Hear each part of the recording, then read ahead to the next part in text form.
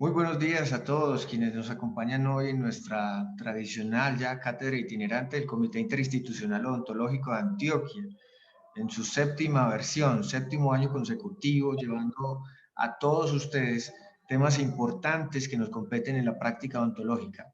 Hoy va a ser uno de ellos, un tema supremamente interesante e importante para el desarrollo de actividades en nuestros consultorios, cualquier tipo de prestador requiere un manejo de estos temas y qué mejor persona para acompañarnos el día de hoy que el doctor Carleone Londoño Gutiérrez.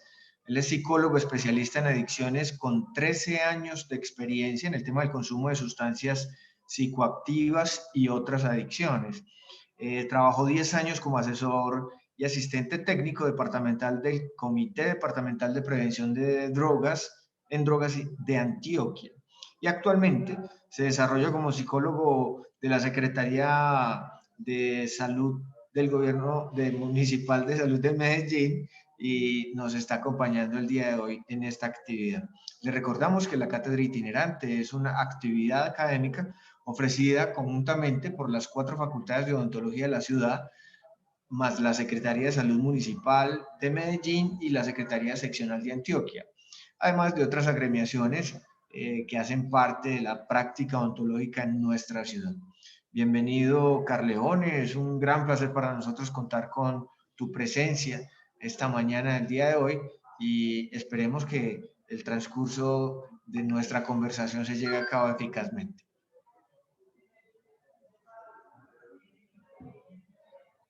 Carleone, ¿estás por ahí?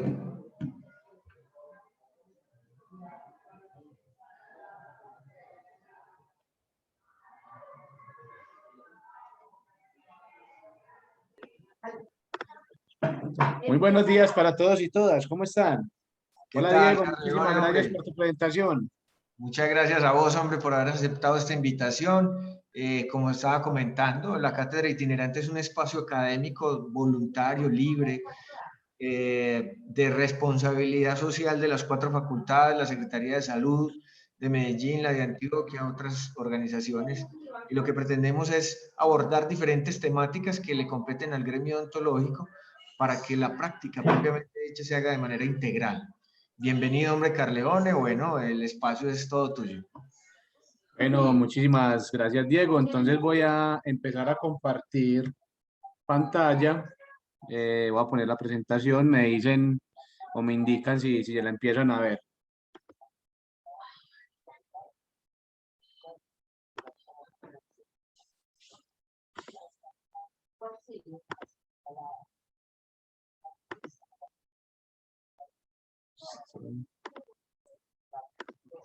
Ahí ya la están viendo. Sí, se ve, ahora sí está en modo pantalla completa. Bueno, bueno, primero que nada, nuevamente para las personas que nos están viendo el día de hoy, mi nombre es Carleone. Yo soy psicólogo especialista en adicciones. Bueno, y pensamos esta cátedra junto con Diego y el doctor Miguel de allá de la Secretaría de Salud, no solamente pensando en que tengamos unos conocimientos básicos en lo que son las adicciones o lo que son las sustancias psicoactivas, sino también pensando en que muchas de las personas que están acá son padres de familia y necesitan no solamente saber elementos y estar a la vanguardia de lo que son las adicciones hoy en día, sino también tener elementos para prevenir precisamente estas adicciones al interior del hogar. Entonces, y obviamente aquellos que no tengan familia o que no tengan hijos, también cómo prevenirlos ellos mismos, ¿cierto? A través de la identificación de lo que es una conducta adictiva. Si vos me preguntas, Diego, y para todas las personas que están ahí presentes, uno se revisa como ser humano y puede observar que todos tenemos una conducta adictiva.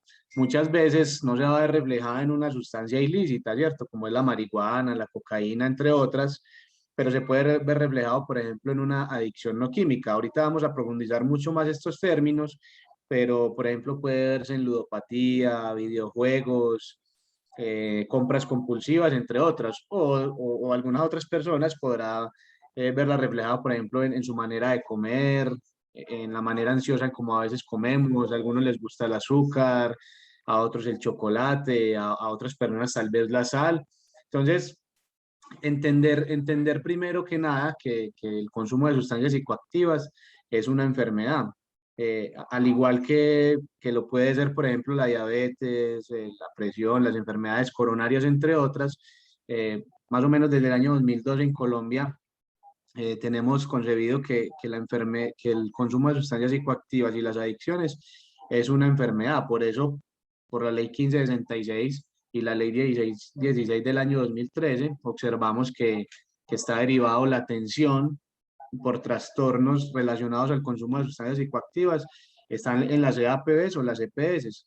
Entonces, podemos observar cómo ya le estamos dando una aceptación más al concepto de enfermedad y no simplemente al concepto de que una persona es un vicioso, es un alcohólico o entre otras denominaciones o apelativos que tenemos para las personas, sino que ya lo estamos empezando a ver como una enfermedad. Entonces, vamos a ver aquí unos elementos básicos, vamos a hacer un recorrido por, por lo que es la cultura, básicamente de la celebración en Colombia y en Antioquia. Luego vamos a pasar por las sustancias tradicionales, porque muchas veces, digamos, nos confundimos con el hecho de que inclusive en las noticias dicen, incautaron unas sustancias narcóticas, incautaron unos alucinógenos, y la verdad es que las sustancias psicoactivas se dividen en varios grupos o se pueden catalogar en diferentes clasificaciones, pero básicamente no son simplemente narcóticos alucinógenos, porque ahí estaríamos cometiendo algún error. Entonces vamos a hacer como mucha claridad en eso y luego vamos a hablar como de las sustancias emergentes, lo que estamos viendo en Antioquia, de las últimas sustancias que están llegando y se están convirtiendo en problemas de salud pública. Y por último, vamos a ver las adicciones no químicas. A medida que vamos avanzando, les voy a dar pautas de prevención en cada uno de esos elementos que vamos viendo y ahí nos vamos, digamos que vamos participando y nos vamos ayudando entre todos. No sé si ustedes el espacio lo tienen pensado con preguntas para el final o preguntas durante la capacitación. No tengo problema con ninguna de las dos modalidades, entonces estoy como atento pues a esa directriz. Entonces, cuando hablamos de la salud mental, no solo hablamos o conseguimos al sujeto en una sola dimensión, ¿sí? Digamos que está muy relacionada la salud mental a los trastornos mentales. Hombre, que las personas preguntan, ¿qué es un trastorno mental? Un trastorno mental, estamos hablando de bipolaridad, de esquizofrenia, delirio paranoide, o los más comunes o los que vemos son de depresión o ansiedad. Denme un segundo, por favor.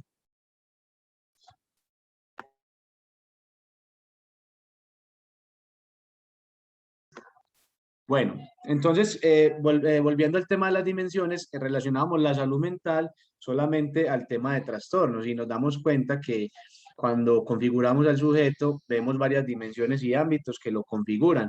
Entonces, empezamos a ver el relacionamiento que tiene la salud física, por ejemplo, con la salud mental. Entonces, las personas dicen, ¿pero de qué manera? Entonces, resulta que si yo, por ejemplo, tengo una enfermedad que no está diagnosticada o que no está siendo tratada, eso no me deja tener a mi salud mental. Pues vámonos directamente, por ejemplo, a lo que ustedes trabajan, que es el tema de la odontología y la salud bucal. Imagínense una persona con un dolor de muela y que no haya sido diagnosticado, que no haya ido al odontólogo y que tenga ese dolor todos los días y que cada vez se va volviendo más fuerte ese dolor. Una persona así así no tenga un trastorno, yo no puedo hablar que una persona en esas condiciones tenga salud mental. Entonces, empezamos a observar que no solamente esas dos dimensiones hacen parte del sujeto, ¿cierto? Porque en la salud física también está el tema de hacer deporte, alimentarse bien y un montón de cosas, sino que también vemos que aparecen otras dimensiones, como por ejemplo la salud económica y cómo afecta al sujeto el hecho de, por ejemplo, no tener con qué pagar las cuentas, no tener con qué acceder a cierta clase de servicios, no tener dinero para poder comprar los víveres o su mercado, y esto cómo afecta a la salud mental. Y ahí sí podemos irnos con varios ejemplos, ¿cierto? Con la salud sexual y reproductiva, con la salud social, salud comunitaria.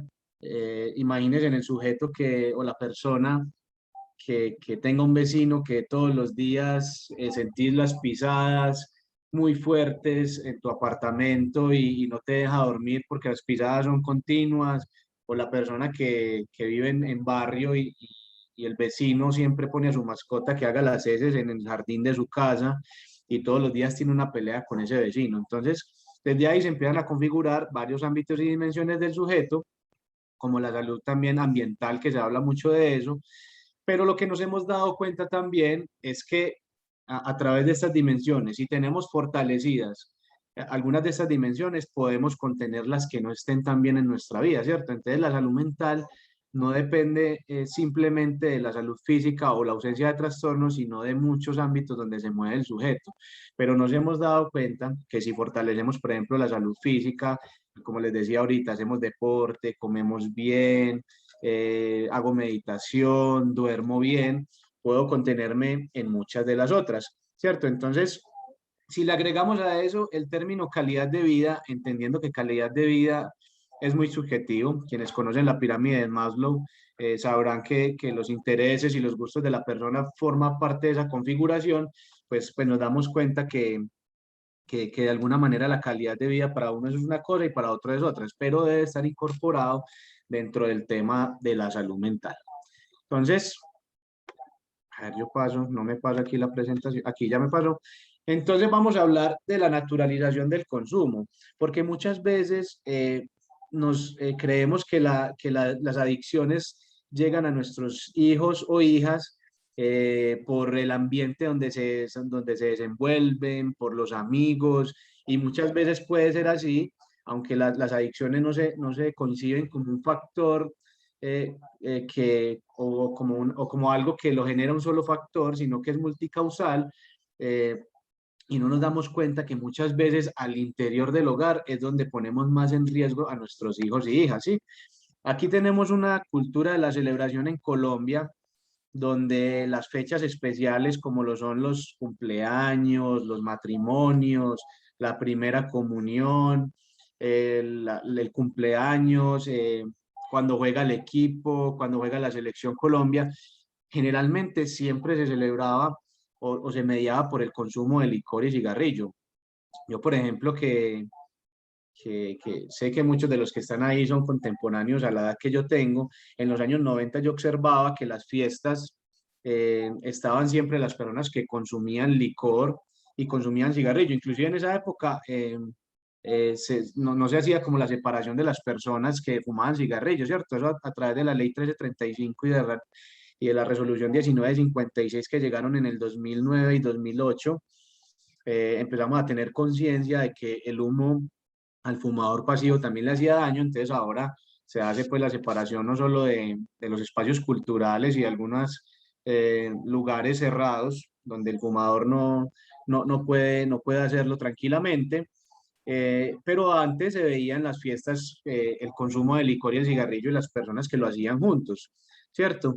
Entonces empezamos a observar nosotros como niños y niñas que nuestros mayores referentes eran nuestros padres, que el consumo de una sustancia era normal, ¿cierto? Se iba normalizando, se iba naturalizando ese consumo. ¿Por qué?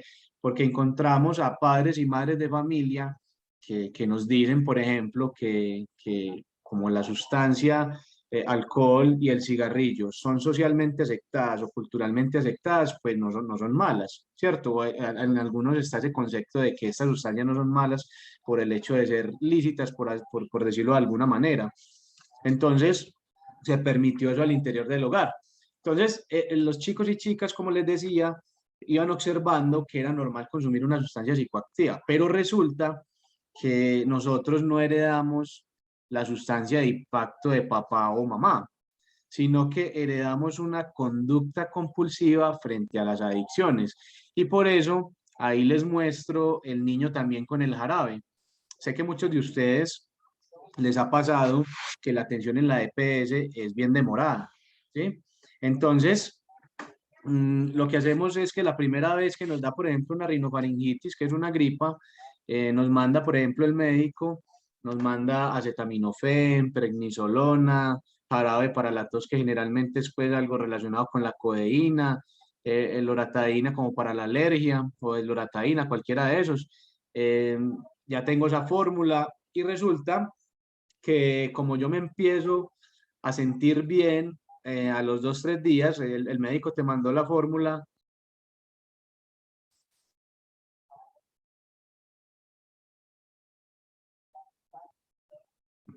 Bueno, el médico te manda la fórmula por 7 días, pero vos te empezás a sentir bien al tercer, cuarto día. Entonces dejas la fórmula, la guardas en la alacena, al mes te vuelve y te repite la enfermedad y ya vos no vas donde el médico a esperar 2, 3 horas a que te atiendan, sino que volvés a sacar la fórmula de la alacena y ya te vuelves a tomar la fórmula. Es más, si un vecino o una persona que de tu familia, de tu círculo cercano, te dice que, que de alguna manera estás, ¿esto qué será? Dame un segundo, por.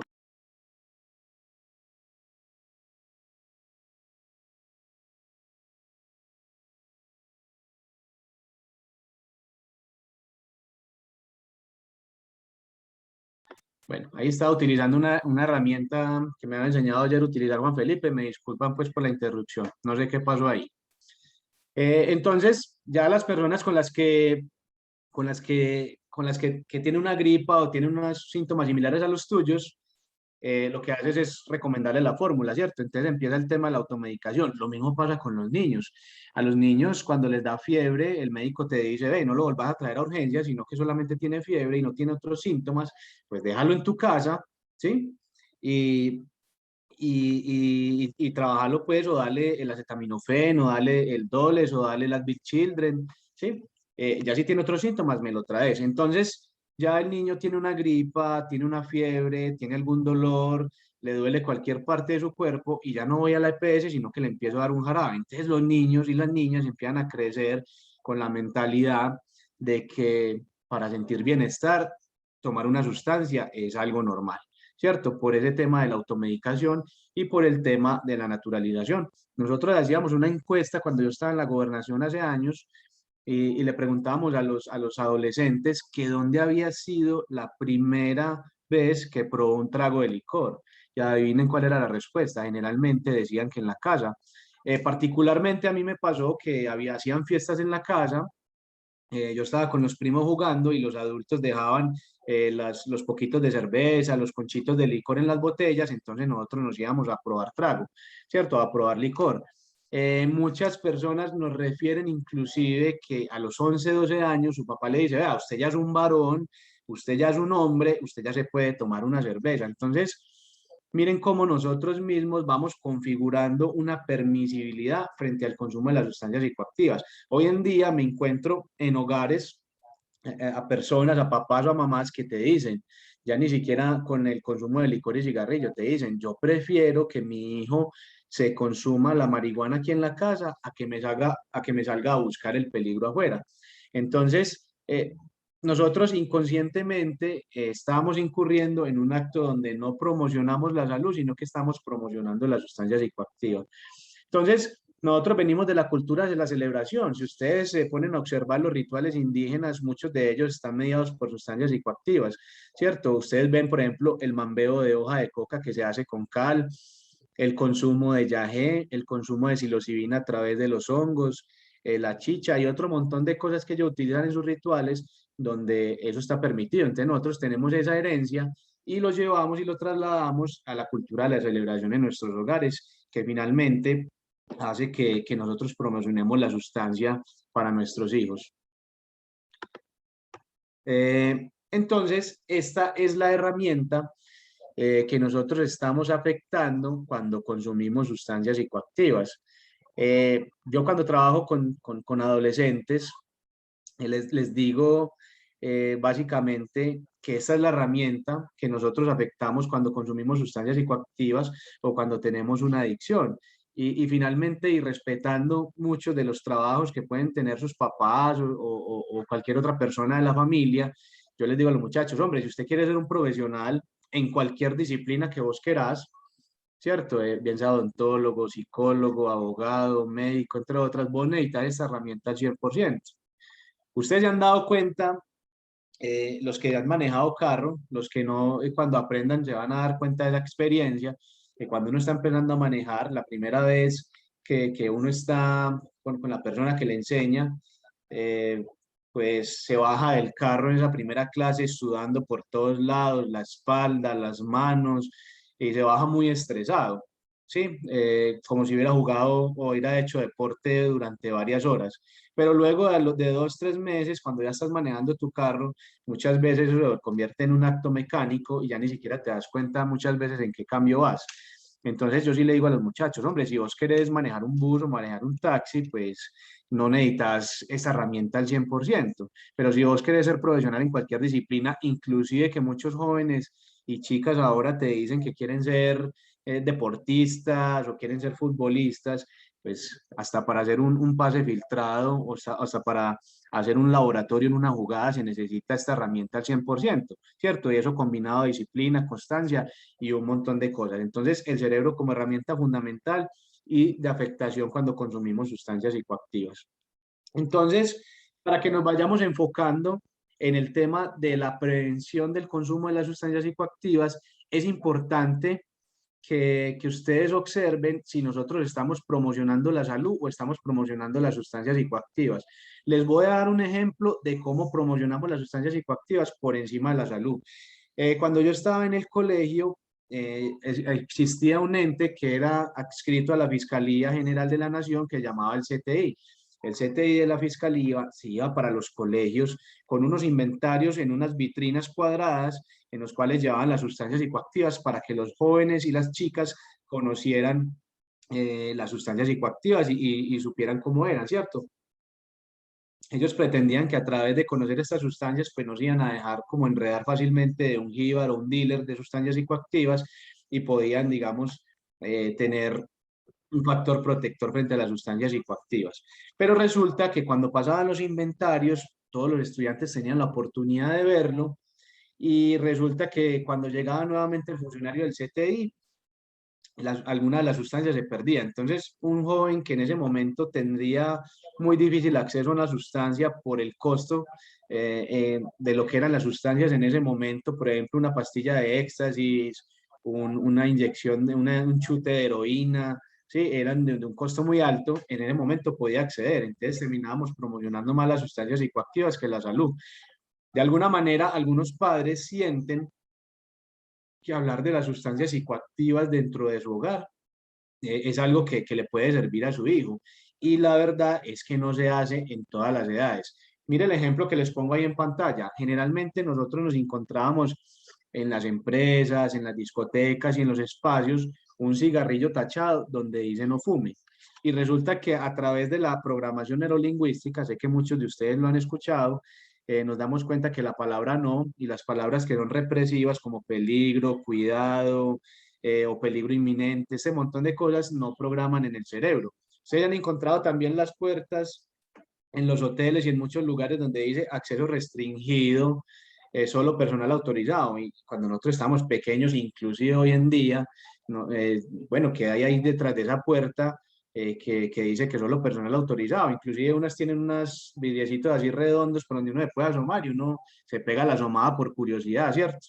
Entonces lo mismo pasaba con estos mensajes de no fume. Entonces el niño, la niña veía no fume, no fume, no fume, su papá le decía no fume, en el colegio decía no fume, el profesor dice no fume, entonces despertaba más la curiosidad. Hoy encontramos propuestas más efectivas que dice, por ejemplo, esto es un espacio libre de humo, respire tranquilo. Inclusive yo no mencionaría la sustancia, ¿sí? No mencionaría ni el tabaco ni el cigarrillo. Para los niños y niñas lo que más funciona es hacer prevención desde, inclusive no mencionar la sustancia. ¿Cuál es la mejor prevención que vos puedes tener en tu casa? Enseñarle a tu hijo desde pequeño a tener responsabilidades. Sí, por ejemplo, yo como le enseño a un niño de 2 años a que tenga responsabilidades, muy fácil. Cuando él saque sus juguetes para jugar y los riegue en su cuarto, los riegue en la sala, enséñale que los debe volver a recoger, ¿cierto? Cuando esté más grande, enséñale a tender la cama.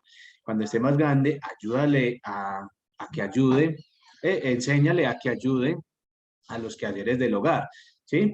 Y obviamente hacer una supervisión muy guiada del tema de cómo va su responsabilidad a nivel educativo. Entonces, ahí le enseñar responsabilidades y eso le va a ayudar mucho a que cuando la persona o el sujeto tiene lecciones, pues debe responsabilizarse de ellas. El tema de la comunicación asertiva, el cómo yo abordo a mis hijos y a mis hijas de manera asertiva, de que se abra un diálogo en el cual somos iguales, ¿sí? Aunque muchas veces nosotros somos los que marcamos la norma, muchas veces desde el amor, pero como yo no lo juzgo, yo no lo regaño por una acción que de pronto puede desprender un diálogo, ¿cierto? El niño rayó la pared y vos lo regañas inmediatamente, perdés la oportunidad del diálogo. Vos le vas a preguntar, ¿para qué está rayando la pared? No, es que a mí me gusta dibujar y esto y esto. Bueno, vamos a señalar un espacio en la casa donde vos puedas rayar la pared. Pero si vos, por ejemplo, lo regañas en ese momento y no le preguntas el para qué de las cosas, vas a perder la oportunidad de diálogo. Lo mismo con un adolescente. Si le encontrás marihuana en el bolso, yo sé que muchos, la reacción es inmediatamente poner el límite agresivo, pero te perdés la, la, la, la oportunidad de poder establecer un diálogo con él. Entonces, vos, ¿por qué tenés eso? ¿Para qué la tenés ahí? Y te das la oportunidad de que él te diga, no, es que la estoy, eso lo quisimos comprar entre varios amigos porque la queríamos probar o ya la venimos haciendo hace tiempo, ¿cierto? Es lo mismo que inclusive con el embarazo. Si vos sos represivo en tu hogar, tu hija te va a ocultar un embarazo y no la vas a lograr poder sobrellevar esta experiencia que es tan difícil, que marca tanto de manera psicológica. Entonces, sí, desde el factor preventor, sí el diálogo en la comunicación asertiva y el tema de responsabilidad ayuda mucho.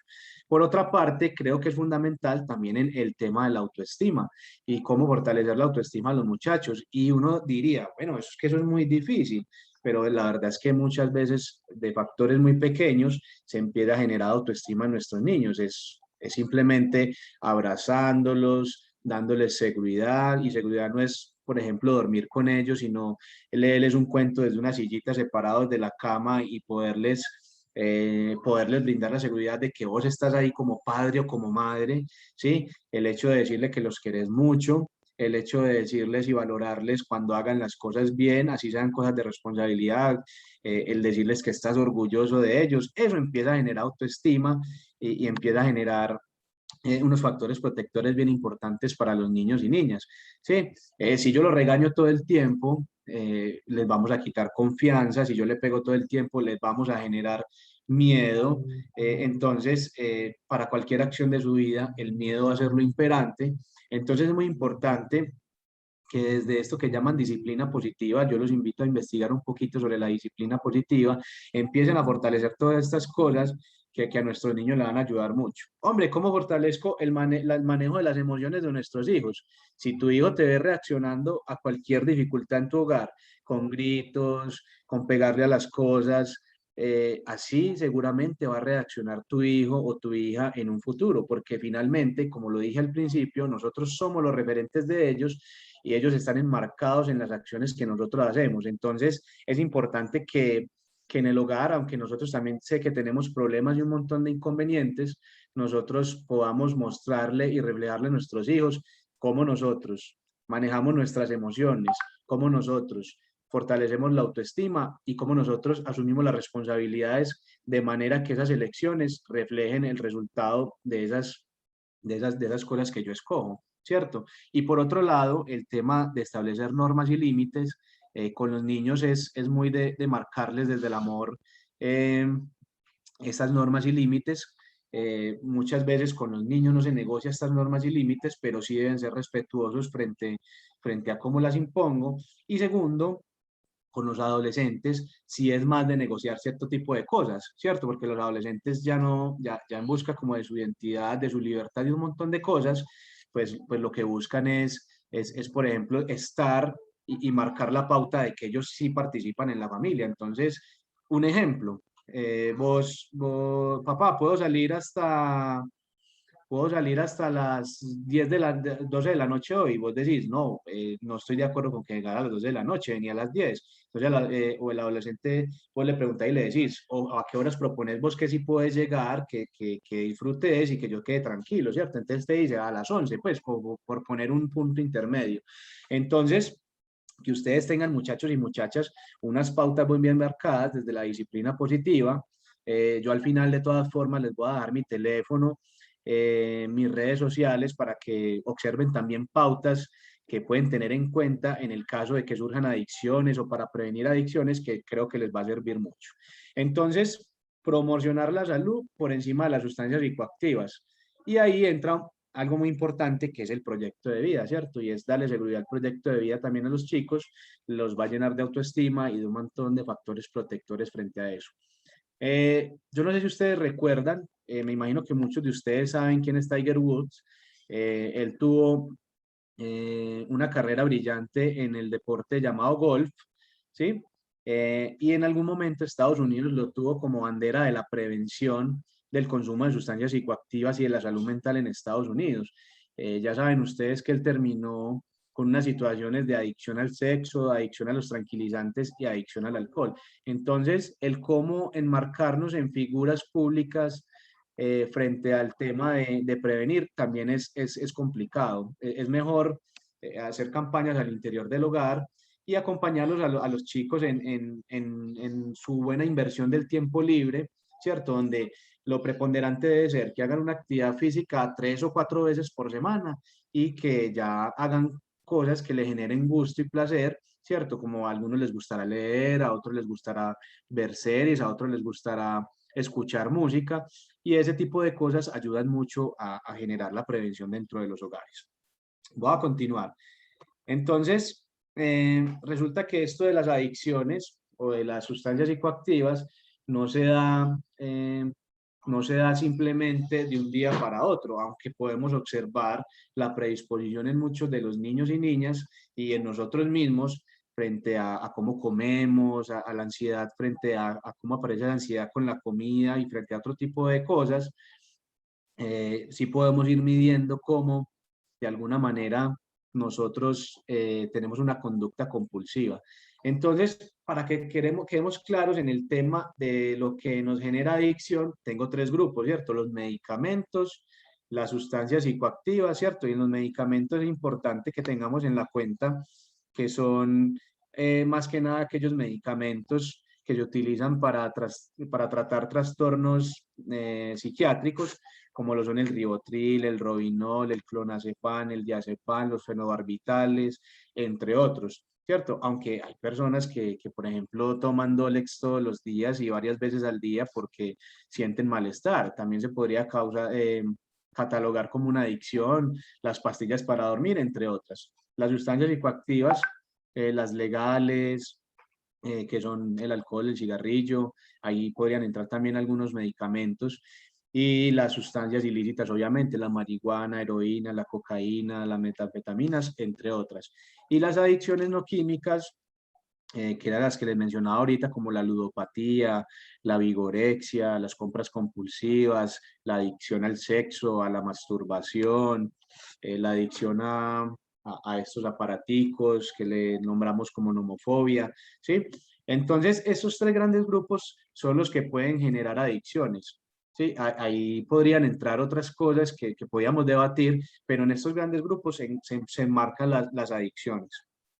¿Qué es lo importante de observar el tema de las adicciones? Y es que estos 3 grupos me pueden generar dependencia física o psicológica, o se puede configurar como una adicción, ¿sí? Entonces la gente dice, no, pero es que, por ejemplo, la ludopatía o el tema de estar en un casino no te deteriora físicamente, no te deteriora físicamente, pero sí te da dependencia psicológica, y ahí se puede configurar una adicción, y eso lo vamos a ir profundizando a medida que vamos avanzando en la presentación. Entonces les hablaba del uso, el abuso y la adicción, ¿cierto? Vamos a poner ejemplos muy claros. En el uso, ¿cierto? Modalidad de consumo que no reporta consecuencias negativas para el sujeto en algunas áreas de su desempeño. Te invitan a tomar una cerveza en la esquina. llegas, te tomas tu cerveza y te dice tu amigo, tómate la otra. No, hermano, yo mañana tengo que madrugar, yo mañana tengo que hacer un montón de cosas, yo ya me voy para la casa a descansar. Listo, ahí está el uso. Luego vamos al abuso. Entonces, uso continuado y en cantidades crecientes de una sustancia a pesar de los problemas que trae para el individuo. Misma situación, el hombre tomándose lo invitan a tomar una cerveza, dice, bueno, qué rico la otra, y empieza y se toma 2, 3, 4, 5. Entonces, al otro día tiene ese montón de responsabilidades, entonces va al trabajo enguayabado, va poco productivo, tal vez busque la incapacidad porque se levantó muy maluco. Y en la adicción, uso continuado y compulsivo que ocupa todas las áreas importantes del sujeto, desplazando lo que antes era significativo. Entonces, no, lo invitan a tomarse la cerveza, se toma un montón de cervezas, después se cambia a un trago más fuerte, falta el trabajo y es capaz del otro día seguir y continuar consumiendo cerveza o licor, ¿cierto? O otras sustancias psicoactivas, o se esperaría que la persona inclusive no tenga trabajo, sino que se consiguió un dinero y con ese dinero eh, eh, hizo o ejerció su conducta adictiva. Aquí hay una clasificación donde es un poquito más sencilla de comprender la escala de las adicciones, ¿cierto? Entonces, por ejemplo, el uso experimental, yo lo llamo uso experimental cuando la persona tiene 2, 3 contactos con la sustancia psicoactiva y ya no lo vuelve a repetir, ¿cierto? Si ya, no, es que yo apenas estoy probando, pero ya se ha consumido una sustancia por ahí 6 veces o más, ya no está experimentando, sino que ya se cebó, ¿cierto? Prácticamente. Luego pasamos al uso social. Vamos a enmarcarnos en el uso social, en aquellos que esperan eventos, estar con sus amigos, estar con sus pares, estar en un grupo donde la aceptación es en ese momento que todas las personas estén consumiendo una sustancia o simplemente la persona que los fines de semana se toma, se toma sus aguardientes o espera el fin de semana para tomar roncito o para tomarse sus cervezas, ¿sí? En ese uso social ya se empieza a observar que la persona está llevando una situación emocional que no puede, digamos, suprimir con otro tipo de cosas más sanas. Por ejemplo, toda la semana de trabajo, que es muy fuerte y estresante, espera el fin de semana tomarse unos tragos para sentirse mejor, tranquilizarse y, digamos, desinhibirse en un montón de situaciones, ¿sí? En el uso social está, digamos, que ya muy desdibujada la línea, ya pasar a ese uso adictivo, porque ya en el uso adictivo la persona pierde por el miedo por la sustancia y ya no necesita de un grupo para consumir, ya no necesita de un espacio específico para consumir, sino que ya él se busca su espacio, ya compra su sustancia, ya empieza a perder un poco el miedo porque la familia se dé cuenta de que puede tener una adicción, entre otro montón de factores que ya empiezan a aparecer como rituales. Algunos ya no son capaces de comer o de dormir si no consumen la sustancia psicoactiva, no es capaz de tener relaciones sexuales o realizar cualquier tipo de actividad si no consume la sustancia. Y ya viene el uso dependiente, que ya son los casos de las personas, digamos que en el uso adictivo la persona todavía trabaja, estudia y hace algunas actividades, diría yo en términos coloquiales, a media máquina, y luego pasa el uso dependiente donde ya la persona no quiere trabajar, no quiere estudiar y solamente quiere producir en torno al consumo de la sustancia. Entonces ahí donde vemos que la persona le roba las cosas, le saca dinero a sus padres, se roba cosas de la casa para venderlas, un montón de cosas.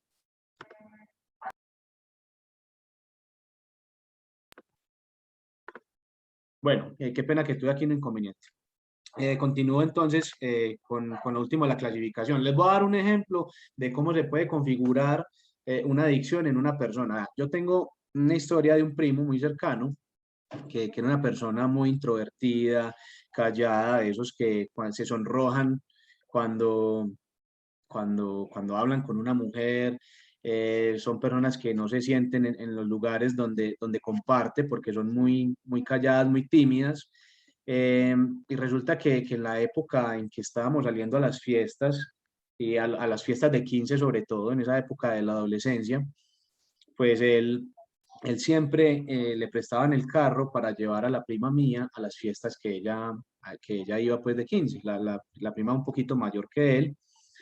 Y resulta que yendo de fiesta en fiesta, mi primo nunca había probado licor, nunca había probado ninguna sustancia, y resulta que una vez fue a una de esas fiestas y vio una muchacha que le gustaba mucho del colegio. Entonces, se puso más nervioso que lo normal, estaba muy intranquilo, pero quería de alguna manera salirse del contexto del colegio y poderle expresar a esa chica que le gustaba, ¿sí? Entonces, él veía la fiesta como una buena oportunidad, pero no encontraba como los elementos para poderlo hacer. Entonces, uno de los amigos estaba ahí y le dice, oíme, ¿qué te pasa, hombre? ¿Por qué estás como ahí, como callado, raro, ¿sí? Entonces él le dice, no, hermano, es que imagínate que pueda estar Laura, vos sabes cómo me gusta Laura, me gustaría acá bailar y conversar con ella, pero no soy capaz, a mí me da susto, me da miedo. El otro le dice, no, hermano, pero ¿cuál miedo?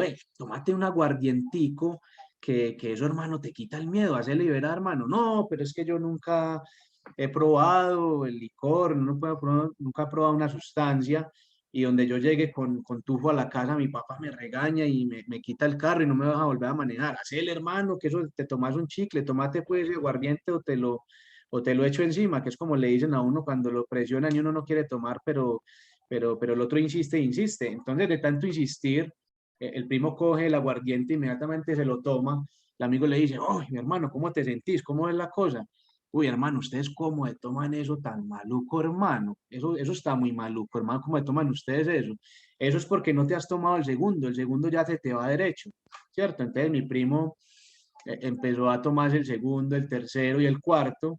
Ya cuando se había tomado el tercero y el cuarto, empezó a sentir energía, empezó a sentir calorcito, la música empezó a sonar mucho mejor, ya se paró, ¿sí? Y empezó a quitarse un montón de ideas y de talanqueras que lo impedían actuar en ciertas situaciones, y se tomó el quinto y ya fue donde una chica y la sacó a bailar, ¿sí? La chica le dice que sí, ¿sí? Bailan, empiezan ahí a bailar, y ustedes saben que el órgano más peligroso del hombre está a la misma altura del órgano más sensible de la mujer, ¿cierto? Que son la boca y el oído, ¿cierto? Para los malpensados habrán pensado otra cosa, pero es la boca y el oído. Entonces, resulta que esa noche termina mi primo encarretado con esa muchacha. Entonces, de alguna manera, tuvo un anclaje positivo frente a la situación de consumir una sustancia psicoactiva. Y durante mucho tiempo, mi primo tuvo problemas con el alcohol porque cada que iba a una fiesta, cada que iba a un lugar, inclusive en su trabajo, cada que tenía una exposición, tenía que consumir licor para poder soltarse de alguna manera. Y así llegan la mayoría de adolescentes y de chicas a su primer encuentro con las sustancias psicoactivas, porque eso es muy importante que nosotros lo tengamos claro. No vamos a evitar que nuestros hijos y nuestras hijas lleguen a un primer encuentro con las sustancias psicoactivas. Lo que sí podemos hacer es, a través de los elementos que les decía ahorita, que lleguen mucho mejor preparados a ese primer encuentro. Entonces, así pasa con la marihuana. Los muchachos que está tan de moda el consumo de marihuana, llegan con un montón de estrés por su identificación de orientación sexual, por el primer encuentro sexual, por el estrés académico, por el estrés de seguir creciendo, de no saben qué van a estudiar, por situaciones en su hogar, y te venden la idea de que la marihuana te pone a volar, te tranquiliza, te hace olvidar los problemas, y muchas veces los chicos quedan enganchados porque esa sustancia en ese momento, pues de alguna manera funcionó y les suplió en ese momento una necesidad emocional que pudo haber sido manejada de manera diferente. Entonces, desde este punto empezamos a ver los componentes de la adicción y cómo nosotros empezamos a nombrar y por qué decimos que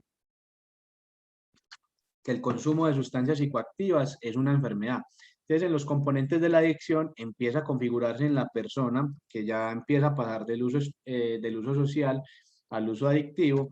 Entonces empieza a dar la dependencia física y dependencia psicológica. Recuerden que les decía que frente a la dependencia física, eh, es una necesidad sentida a nivel orgánico por el consumo frecuente de la sustancia, y es que como ya me acostumbré a hacer la mayoría de actividades de mi vida diaria con el consumo de la sustancia psicoactiva, cada que voy a hacer algo, necesito el consumo de la sustancia, ¿sí? Ahorita les hablaba del tema de cómo una persona empieza a necesitar o a hacer unos rituales frente al consumo de las sustancias psicoactivas, ¿cierto? Para dormir, para comer, para tener sexo y para desarrollar un montón de actividades. Y resulta que es que, si ustedes lo han podido observar, el ser humano tiende a repetir todo aquello que le genera placer, ¿cierto? Que estimula la dopamina. Ahorita vamos a hablar un poquito de eso.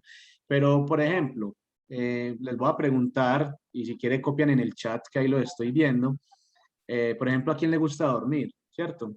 Yo creo que a todos los que están ahí les gusta dormir y descansar. ¿Por qué? Porque dormir genera, digamos, estas cantidades de placer. Eso es algo simbólico, ¿cierto? A todos los que están ahí les gusta comer. ¿Por qué? Porque comer genera una buena y gran cantidad de placer. A todos los que estamos aquí nos gusta tener sexo, porque el sexo genera una cantidad de placer así enorme. Pero resulta que las sustancias psicoactivas traspasan esas, digamos, barreras del placer, generando mucha dopamina en nuestro cerebro. Entonces las personas inicialmente quedan enganchadas al consumo de la sustancia por los, digamos, de sensación placentera que se da en esos primeros consumos. Entonces, para aquella persona que distribuye sustancias o que te vende la idea de que consumir sustancias es bueno, la primera vez puede que sea así, ¿cierto? Puede que los primeros consumos sean positivos. Aunque se dice también desde la ciencia de la adicción que no hay mejor factor protector que un mal viaje con un consumo de una sustancia psicoactiva. Por ejemplo, ese fue mi caso. Yo por ejemplo, cuando probé marihuana, no tuve un buen viaje, sino que al contrario me dio mucho sueño, me dio malestar y dolor de cabeza, me dio náuseas, me dio como delirio de persecución. Entonces yo dije, no, pero si eso son las sustancias psicoactivas, eso yo nunca lo quiero volver a hacer. Y entonces no pasé a probar otras sustancias psicoactivas diferentes.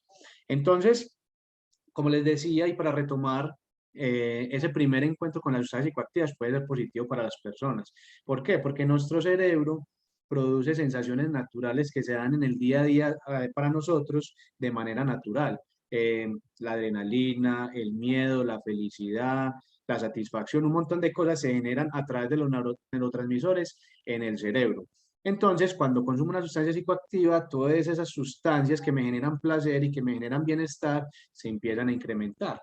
Entonces, nuestro cerebro es muy inteligente. Nosotros tenemos en nuestra sangre unas células nerviosas que nos protegen frente a las sustancias, y ustedes lo ven muy marcado específicamente con los medicamentos.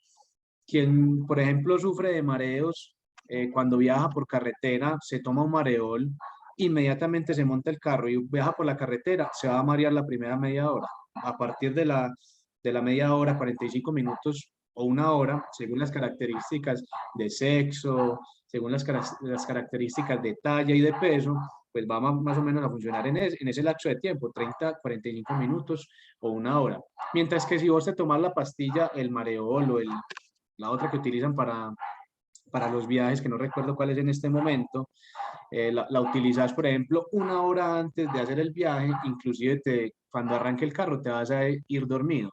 Lo mismo con el Advil, con el Doles, entre otras sustancias que el cerebro, a través de las células nerviosas se protege. Pues encontramos que nos protegemos frente a sustancias que ingresan a nuestro organismo.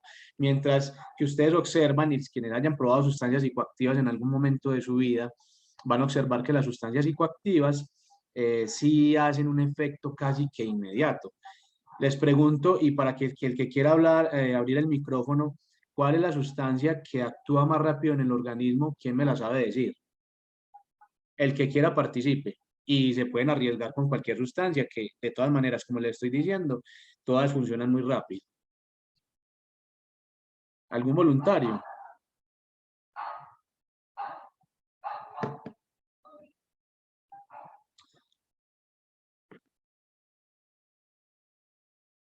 Pero sí me están escuchando lo que les estoy diciendo y todo lo de la charla, ya me preocuparon. No, vamos muy bien, Carleone. Incluso los Listo. comentarios en el chat son muy buenos, hombre, de tu conferencia. Listo, listo. Entonces yo les voy a contar pues cuál es la sustancia que actúa más rápido en el cuerpo. Es el popper, ¿cierto? Es la sustancia más volátil que encontramos. Esa sustancia empieza a actuar en el cuerpo casi que a los 15 segundos, ¿sí? Entonces podemos observar cómo las células nerviosas se vence esa barrera rápidamente por el consumo de sustancias psicoactivas y se convierte en un peligro para nuestro cerebro o para quien tiene predisposición, por ejemplo, de accidentes cerebrovasculares, ¿sí? O que tiene enfermedades coronarias o un montón de cosas. Y también se da la dependencia psicológica, que es una necesidad psicológica o emocional por el consumo repetitivo. Creo que también han escuchado una frase que dice el craving, y es que a través de este proceso que se llama la tolerancia, pues ahí más o menos ven ustedes una pirámide, como la persona inicialmente empieza, cuando empieza a consumir sustancias, se siente muy bien las primeras veces, pero luego el cerebro, que es muy inteligente, se da cuenta que algo no está bien y empieza a hacer varios procesos. Entonces, eh, muchas veces los receptores de los neurotransmisores se empiezan a apagar. Voy a intentar ser muy descriptivo con esta parte como para que todos entendamos. Otras veces es que el recaptador, esa neurona que recapta la dopamina para volverse a liberar a la otra, no logra hacer una buena recaptación. Entonces la persona que estaba en un inicio aquí en la parte de arriba de la pirámide empieza a decaer y empieza a sentir la necesidad de aumentar las dosis y frecuencias para tener los mismos resultados. La primera vez que usted prueba una sustancia, digamos marihuana, usted le dio dos sopladas al cigarrillo y ya sintió los efectos de la marihuana. Ya después de que usted se vuelve adicto o dependiente, pues resulta que necesita consumirlo varias veces al día y ya no para sentirse bacano, sino para, entre comillas, bacano, sino para ya sentirse medianamente normal o que no te dé la angustia de los síntomas que empiezan a aparecer con el síndrome de abstinencia, que enseguida les voy a explicar qué es el síndrome de abstinencia. Entonces la persona no consume por sentirse bacano, sino por no sentir el dolor que le produce el síndrome de abstinencia. Entonces, esta tolerancia funciona para la mayoría de las sustancias, que es la necesidad de aumentar para sentir nuevamente los efectos parecidos a los de la primera vez. Desde aquí se puede muchas veces también explicar el policonsumo, que una persona consuma varias sustancias y es porque esa sustancia que venía consumiendo frecuentemente ya no le hace lo mismo, entonces empieza a combinarlo con otro tipo de sustancias. También está, y es exclusiva, la tolerancia negativa. La tolerancia negativa se da específicamente para el consumo de alcohol. Ustedes conocen la Ley 30 de 1986. Yo estoy seguro que algunos de ustedes en algún momento han tenido contacto con esa ley. Esa ley es la que dice rápidamente en los comerciales de cigarrillo y de alcohol específicamente, perdón, el exceso de alcohol es perjudicial para la salud. Ley 30 de 1986. La dicen así, eso es rapidísimo. Esa es la ley antidrogas que nosotros tenemos, muy vieja, es de 1986. Ahí nos decían, en Colombia no se puede producir alcohol con una concentración mayor al 40% de alcohol en el trago, ¿cierto? En la producción. Ni se puede tampoco importar licor con un mayor grado al de 40%. ¿Cierto? Ustedes van a ver por ahí que el ron tiene como el 30 y pico, el aguardiente el 37, algunas cervezas tienen la concentración del 4,5%, entre otros. ¿Ustedes saben qué concentración tiene el alcohol etílico, el que nos venden en la farmacia? Generalmente tiene una concentración del 70%. Esta persona que yo pongo ahí en la foto es los que llamamos en los municipios, aquí en la ciudad, como los famosos chirrincheros, que son personas que se emborrachan con el alcohol etílico. Es un alcohol al 70%. Resulta que el organismo de nosotros tiene dos enzimas que ayudan a eliminar el licor o el acetaldehído de nuestro organismo, ¿cierto? El acetaldehído es el componente psicoactivo que tiene el licor para hacernos emborrachar, que es una intoxicación, y para posteriormente sentir guayabo. El organismo de nosotros tiene dos enzimas específicas para eliminar ese licor. El de los hombres, ¿cierto? La mujer solo produce una de las enzimas. Estas personas, por consumir alcohol etílico al 70%, dañan esas enzimas o su funcionamiento normal, y por eso estas personas ya no necesitan, en la tolerancia anterior que hablábamos, de aumentar las dosis, sino que estas personas con 2 o 3 tragos ya están borrachos. Entonces se la pasan en un vaivén de me tomo 2 o 3 tragos, me quedo dormido, no controlo funciones ejecutivas, entonces se orinan y se hacen del cuerpo y vuelven y se levantan, se toman otros 2 o 3 tragos y todo el día son borrachos porque precisamente generaron esa tolerancia negativa en sus organismos. Y por último, y para terminar como en la parte del capítulo de por qué es una enfermedad el consumo de sustancias psicoactivas, hablamos del síndrome de abstinencia, que son los síntomas que se presentan por la suspensión de la ingesta de una sustancia psicoactiva cuando hay una adicción. Entonces, yo sé que, vámonos a un ejemplo antes de hablar de los fenómenos físicos y psicológicos que aparecen en la persona. Les voy a contar un ejemplo, sé que muchos de ustedes lo han vivido. El abuelo o la abuela, que también son a veces unos promotores tremendos de las sustancias psicoactivas. No sé si a ustedes les tocó en algún momento que su abuelo o abuela los mandaran a la tienda a comprar cigarrillo suelto y que les decían, ve, no tengo fósforo ni candela, entonces prendelo. Entonces uno a los 6, 7 años llegaba prendiendo un cigarrillo al abuelo o abuela y tenía su primer contacto con el cigarrillo, avalado por la familia. ¿Sí? Entonces, ese abuelo o abuela te dicen, ve, yo quiero dejar de fumar. Entonces, después de 10 años de fumarse una cajetilla diaria, dejan de fumar. Entonces resulta que esa primera semana o 2 semanas, inclusive se puede ir síntomas hasta un mes, le da una gripa tremenda, le empieza a doler el cuerpo, le da fiebre. Entonces dice, mi hijo, no, eso era peor el remedio que la enfermedad, porque después de que dejé el cigarrillo me enfermé y me empecé a sentir muy maluco, pero es porque está viviendo el síndrome de abstinencia, que son los síntomas físicos y psicológicos que le está expresando. Entonces, para alguno puede ser temblores, diarreas, vómitos, dolores musculares, sudoración excesiva, dolores articulares. Hágase de cuenta tener un dengue, ¿cierto? Y también empiezan a aparecer unos malestares psicológicos, como son la angustia, la tristeza, el llanto y muchas veces la depresión o la ansiedad específica de trastornos relacionados a la salud, ¿cierto? Entonces, se dice muchas veces que en las adicciones, la persona que es capaz de pasar el síndrome de abstinencia logra superar generalmente la adicción, ¿cierto? Aunque en muchos casos las enfermedades, cualquiera que ustedes quieran mencionar como enfermedad, se caracterizan por las recaídas y las adicciones no son la excepción a esa regla, ¿cierto? Las recaídas hacen parte de este sistema. Entonces, muchas veces los adictos, que ahorita les decía, ya no consumen por pagar rico, por sentirse relajado o por un montón de cosas, ya consumen es por medianamente estar normal y no sentir el dolor específico que les produce el síndrome de abstinencia. Hasta ahí vamos bien. Vamos, si tienen preguntas de esta primera parte, estoy atento. Si no, continuamos con la siguiente.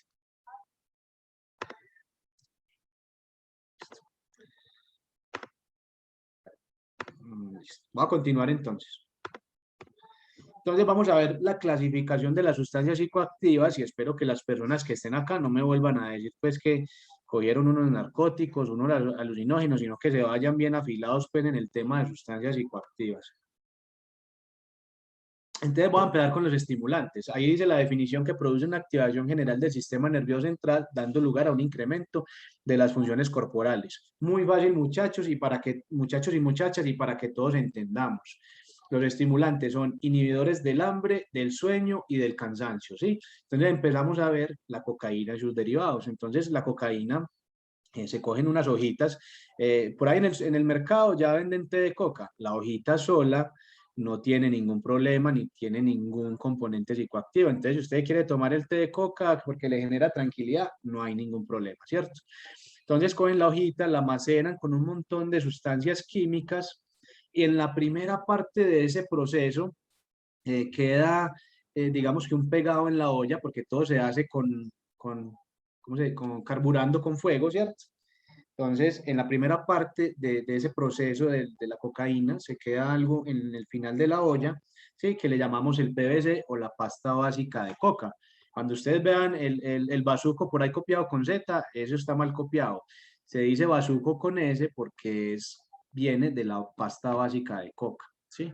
Y también el famoso crack, que el famoso crack es que sale el proceso de la cocaína después de que sale pura, lo devuelven un proceso, lo dejan secando en el sol, se envuelve en cigarrillos y se consume fumada. Se le dice en Estados Unidos crack porque la combustión suena como crack precisamente. Aquí en Medellín y en parte de Colombia algunas partes de Colombia se le dice el patracho o el perico patraciado, ¿sí?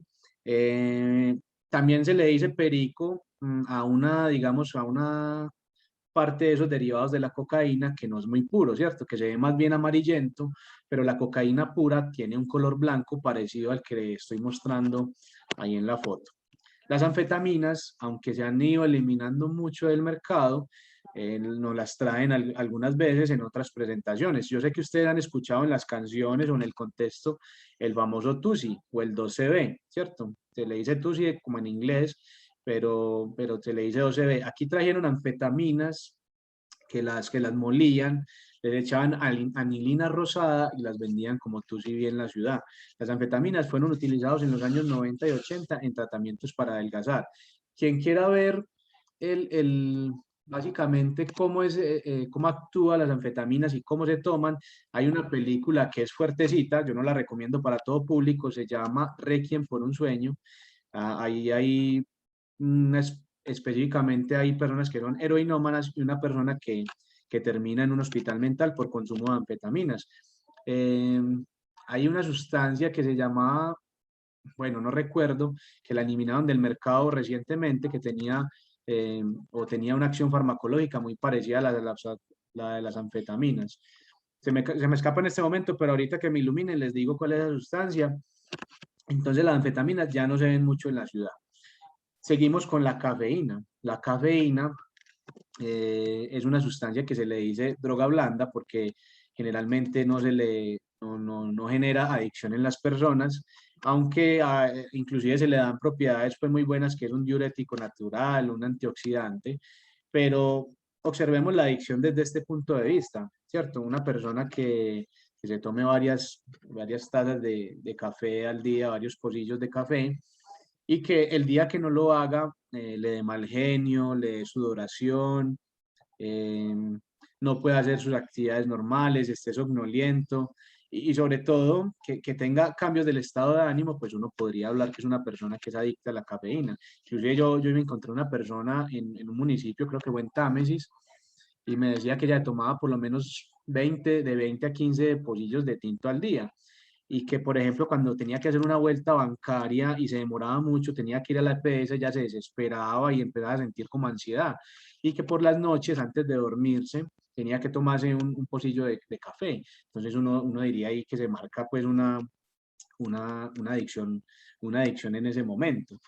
También se le dice droga blanda porque finalmente el ser humano cuando consume cafeína, si no se excede en ella, pues o cuando se excede no tiene unos factores relacionados a la salud. Algunos tendrán palpitaciones si tienen la predisposición, palpitaciones fuertes y cambios de ritmo en el corazón, pero de resto no se ve como con otras sustancias que el comportamiento de la persona cambie, ¿cierto? No se ha visto por ahí que una persona tomó 10 tazas de tinto y agredió a su mamá o a su papá, ¿cierto? Entonces, por eso se le dice que es una droga blanda.